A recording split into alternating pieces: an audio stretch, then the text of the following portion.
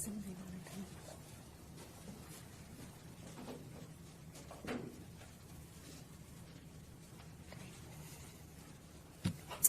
Good afternoon. I'm Emily Gunderson, Communications Director here at the City of Savage. Thank you all for being here today.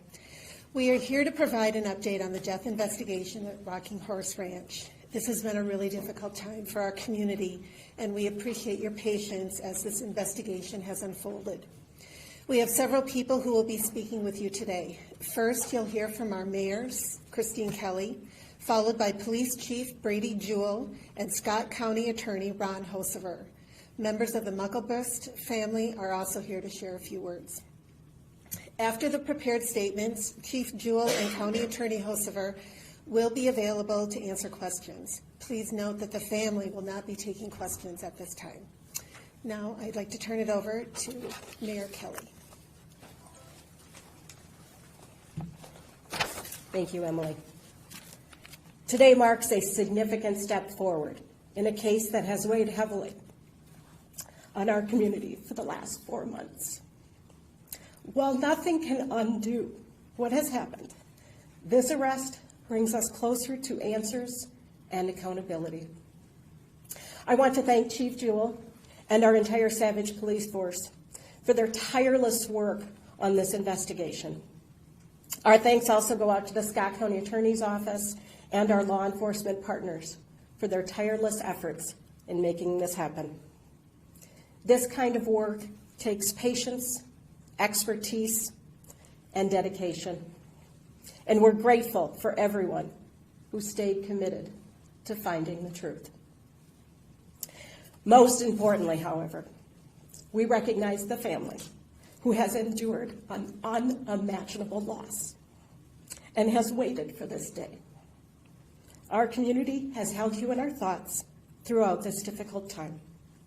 We hope today's announcement brings you some measure of closure. Thank you, and I will turn it over to Chief Juell. Thank you, Mayor. Thank you, Mayor Kelly. Thank you all for being here today during this incredibly difficult time for our community. I am Chief Brady Juell of the Savage Police Department. I'm joined by County Attorney Ron Hocevar of the Scott County Attorney's Office. Members of the Mucklebust family, police staff, and detectives as well of our investigations unit. Here at the podium, we stand united in grief, resolve, and commitment to justice. Today, we come before you with heavy hearts to announce that an arrest has been made in the tragic death of 11-month-old Harvey Mucklebust at the Rocking Horse Daycare. The individual arrested is Thea Ludmilla Russell, born February 3rd, 2007, an 18-year-old employee of the daycare center. She is currently being held in the Scott County Jail facing charges of second-degree murder and additional related charges. This arrest follows an intensive, more than 3-month investigation led by Savage Police Department's investigation team who are here today. They were directed by Sergeant Andrew Dames. We are fortunate to have exceptional partnerships and support from numerous agencies whose expertise was absolutely instrumental. The Minnesota Bureau of Criminal Apprehension for crime scene processing, homicide detectives, and laboratory analysis. The Hennepin County Medical Examiner's Office. FBI's Behavioral Analysis Unit played a huge part. Scott County Attorney's Office played a huge part and role in this arrest. The Department of Children, Youth, and Family Services. The Shakopee Police Department, Prior Lake Police Department, Scott County Sheriff's Office, and Carver County Sheriff's Office. We thank them all for their part. Through this collaborative effort, we developed probable cause to believe the following tragic sequence of events. On Friday, September 19th in the afternoon, Savage Police Department responded to the Rocking Horse Ranch daycare after reports of a 4-month-old child who was briefly not breathing and was found with blood and foam under her nose and mouth. By the time officers arrived, the child was breathing again and was being transported to the hospital by the parents. At that time, this appeared to be a medical episode with no immediate foul play concerns raised. The child was later evaluated, released, and over the weekend was reported to be acting normally with no further issues observed whatsoever. On that following Monday, September 22nd, 2025, at approximately 8:30 p.m., that same child returned to the daycare healthy and well. A short time later, she was again found unresponsive, not breathing, with blood around her nose and mouth. The child's parents were notified, returned to the center, and transported her to the hospital. Our department was not dispatched for that second incident. Tragically, just 2 hours later, at about 10 a.m. that same morning, Thea Russell called 911 to report an 11-month-old child, Harvey Mucklebust, was not breathing. Police, fire, and EMS responded immediately and initiated life-saving efforts. Harvey Mucklebust was transported to the hospital where he, despite all those life-saving efforts, was pronounced deceased at approximately 11:34 a.m. The daycare was immediately closed after this incident. All children were safely released to their parents, and the scene was thoroughly processed forensically with the assistance of the Bureau of Criminal Apprehension. Over the following 3 months, investigators conducted dozens of interviews with daycare staff, parents of children who attended, and various contractors associated with the facility. A clear pattern emerged. Thea Russell was a common denominator in each of these incidents. She had last contact with each of the affected children immediately prior to these events. Notably, she had only been employed with the daycare for 3 weeks at that time. Her behavior and actions at the scene immediately raised suspicion, drawing investigative focus to her as the primary person of interest. Investigators conducted an exhaustive review of Thea's background, including in-depth interviews with family members, friends, previous employers, and other personal contacts. This revealed a documented history of attention-seeking behavior, including her making multiple 911 calls, reporting nonsensical incidents, and simply hanging up. Also learned were past incidents involving starting fires at a church camp and erratic behavior toward other children.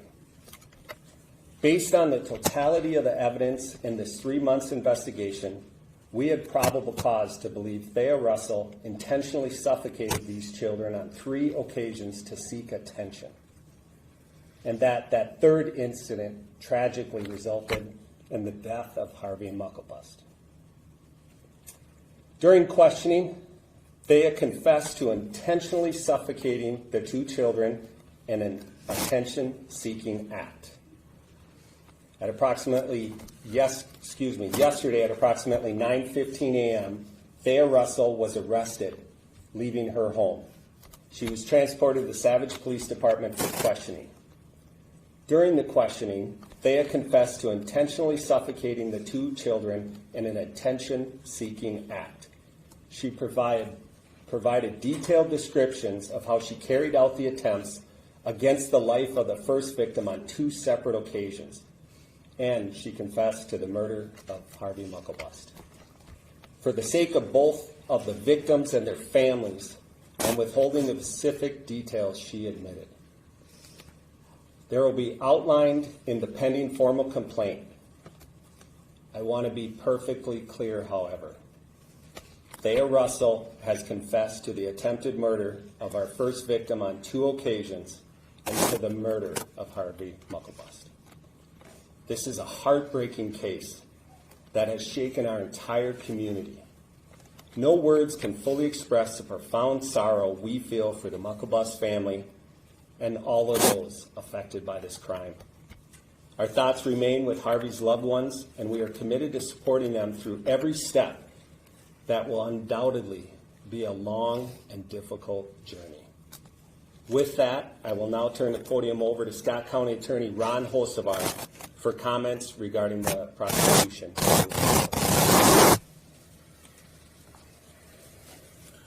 Thank you, Chief. Good afternoon. First off, my condolences to both families whose children were harmed by this individual, with one ultimately, unfortunately, passing away. Obviously, a terrible situation where these children were placed in an environment where their safety and security is supposed to be taken care of, and this individual violated that in the most egregious way. My compliments to the investigation in this case, the Savage Police Department, BCA, the FBI, and all the other agencies that you heard Chief Brady talk about. It was an extensive, exhaustive investigation which the truth came out. And it's due to their efforts that we're able to go ahead and prosecute this case. My office is currently working on the complaint, working on the charges. We anticipate that we'll have charges filed by tomorrow, close of business with a bail hearing most likely happening Friday morning. It will be available, myself and the Chief will be available for some questions afterwards. But at this point, and as Chief Brady indicated, that the family does not want to take questions, but Julie, I believe Harvey's grandmother, would like to say something.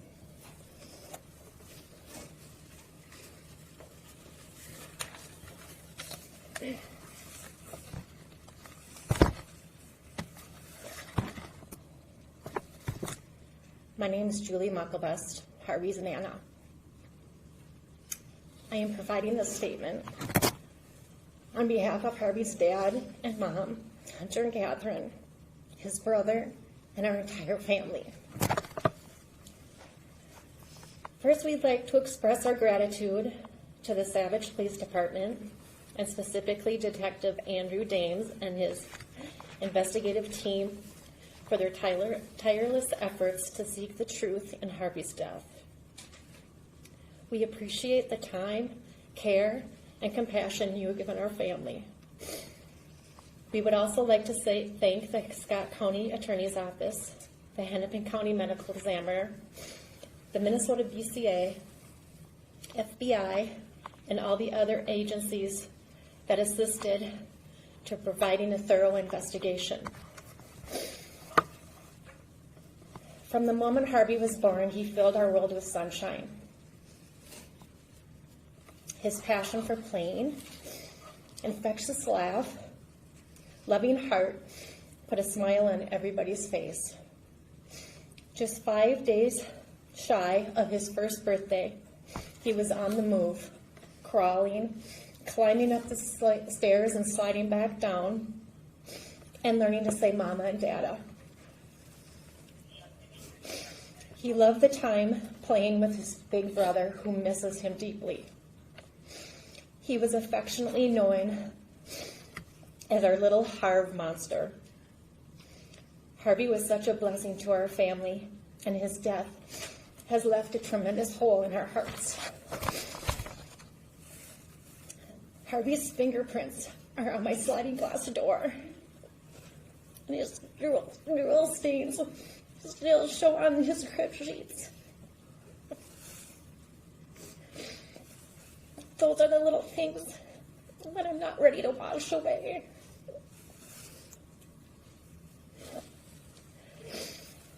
We miss him more than anything in this world, but we try to remember with each ray of sunshine, each gentle breeze, and each star in the sky that he's always with us, shining down.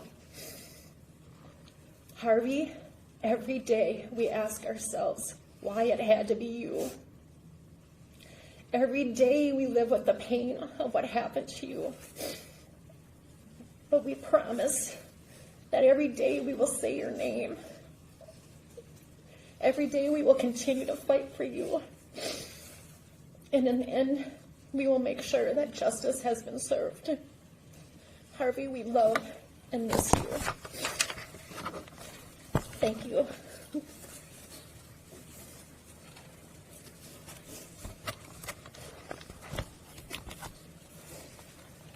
Again, currently the family does not want to answer any questions from the media or for the public. So out of respect, they're going to now leave the press conference. Scott County Attorney Mike Hocevar, myself, and the mayor will be here for any questioning if you guys have questions. We'll make the time for it now. I just want to say again, off script, that this murder, an attempted murder of another child, deeply affected our community like nothing we have seen in the past. Our pursuit of this justice in this case took a long time, and we understand that's frustrating for people. But we were not stopping until we got to the bottom of it. This case was extremely difficult, with thousands of hours between all the adjoining partners putting into this and interviewing people. This has taken a mental toll on our unit. Anytime the senseless loss of life of such an incredible young boy. And we, meaning myself and the Scott County Attorney's Office, this case isn't done. Our investigation continues, and we will do everything we can for a successful prosecution in this case. This person should never, ever again be free to harm another child. With that being open, we're open to questions. Yes, Karen? Or Mr. Hocevar, will Rocking Horse face any charges? Is there an investigation into the child care facility? The question was, is Rocking Horse facing any investigation for criminal liability? The answer is no. At this time, we do not have a case against the owner or anybody there. The case, I believe, is still with Family Services, who holds the responsibility of investigating daycares, and the case is with them. But at this time, we have not any investigation into the owners or the daycare. Chief, I know your team has been working really hard on this for days and months. If you could talk about how many times you talked to her before yesterday when she said those things to you that broke over this case. Talk to me about that and what that moment was like. Were you in the room with them? So the question is, how many times did we interview Thea? I can say that I've never interviewed her. I've never met her. But our investigations unit did speak with her several times during the course of the investigation. I'm not able to give an exact number, but it was multiple times. That moment, though, when your detectives came out and told you what she had said, what was that like for your department? This case is taken an emotional toll. And after her arrest, I'm not sure what changed, but when we had the confession, I can't tell you inside on a case where someone's denying something and then confesses, admits to what they did, there's extreme elation. Mostly, we felt that we were going to be able to tell the family what happened because they didn't know. And that's an incredible feeling. I don't want to say of joy during such a tragic incident. Relief and a sense of accomplishment came over our entire investigative unit once we had that confession. Did Ms. Russell show any remorse? I'm not going to speak to that. I think that'll come out in the course of the trial, whether she felt remorse or not. I don't want to speak to how she felt. I can tell you that our investigators were just amazed every time they talked to her. And just, again, as I said in my statement, she was a person of interest from the very beginning due to the way she acted. And I won't go into any more details because you'll see some of those in the formal complaint. Through your investigation with all the other agencies and such, was there any indication of a history of mental illness that came up? I cannot speak to that either. I'm sorry. The question was there a history of mental illness that we saw? And I cannot answer that question. Go ahead. If she had any other previous employment where she was around children? The question was, did Thea Russell have any previous employment where she was around other children? Yes. And I will tell you that will be in the formal complaint, and that will be a factor in our prosecution. Are there any other cases out there with other agencies or former employers that are being investigated?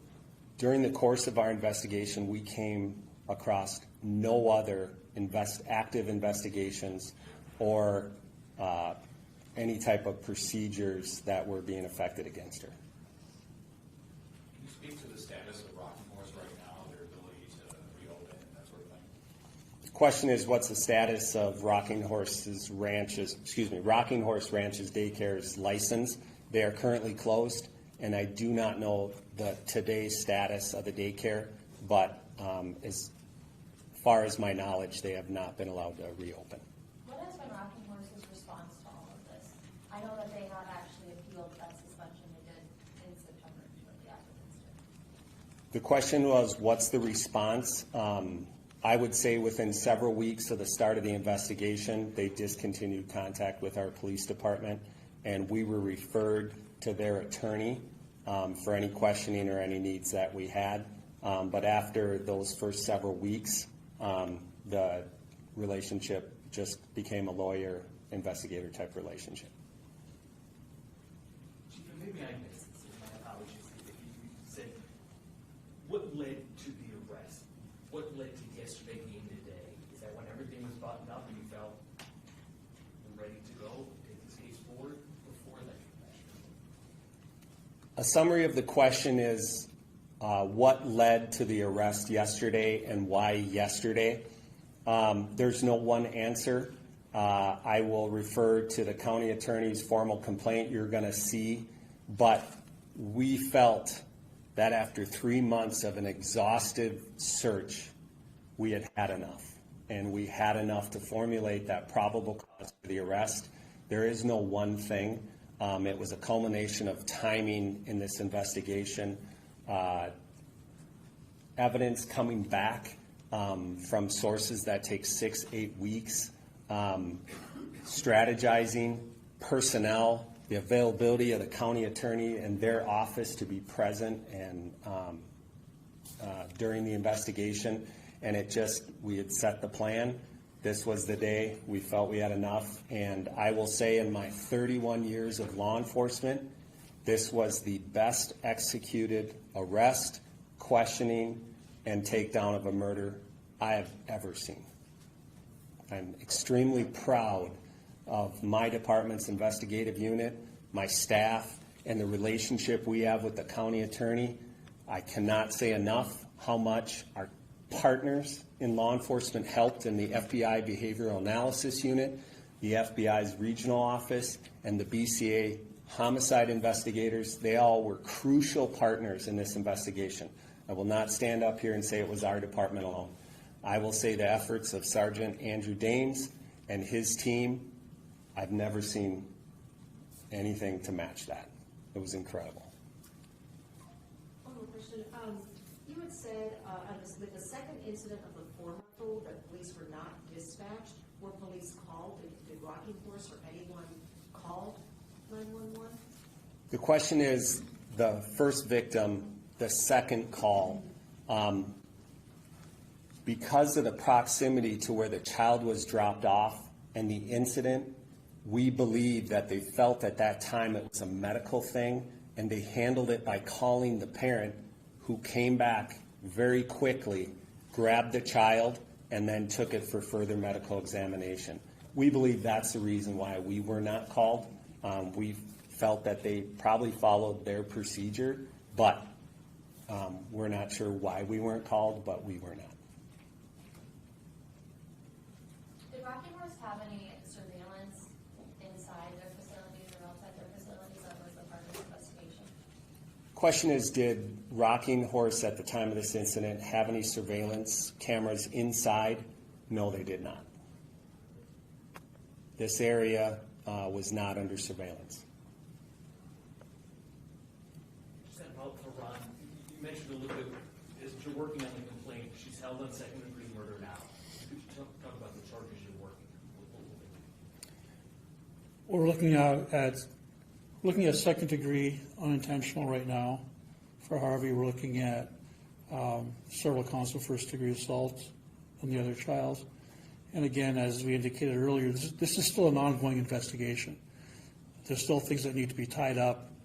I looked at it, obviously this went on for months, it's extensive. We're still getting paperwork to my office, have it gone through by the prosecutors, and come up with the appropriate charges. So, as you know, by covering criminal law for quite a while, it's very fluid. Depending on the information we get, those charges may change at any time. But right now, we're looking at second degree unintentional for Harvey and several counts of first degree assault on the other child. Would you rule out attempted murder for the other child? Nothing's ruled out yet. I'm just going on based on the information that I have right now. Like I said, we'll review the complete investigation once it gets into the office. And we can always, regardless of what we file tomorrow, those charges can always be amended. So, but that's what we're looking at right now. Any other questions for anybody up here? Okay. Thank you.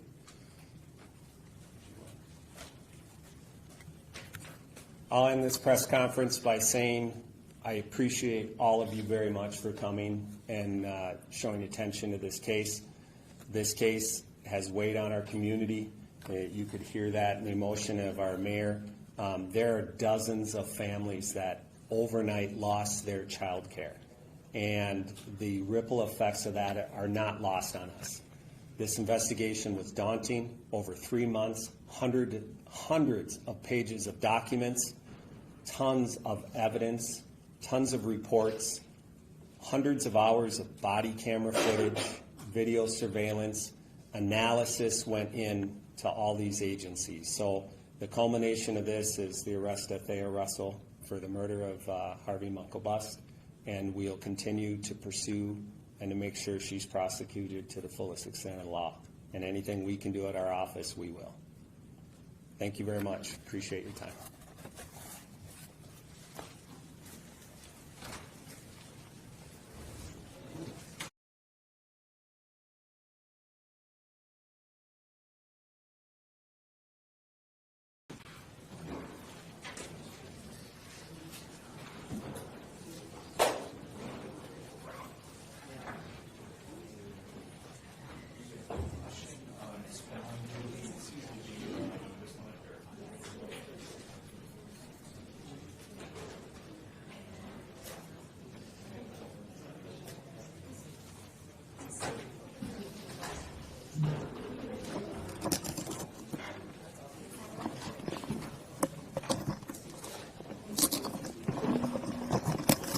Thank you, Nick. You're so welcome. I took some pictures of it, but it's not good because glare. The glare, yeah. Turn off the lights. Oh. Thank you, sir. Appreciate it.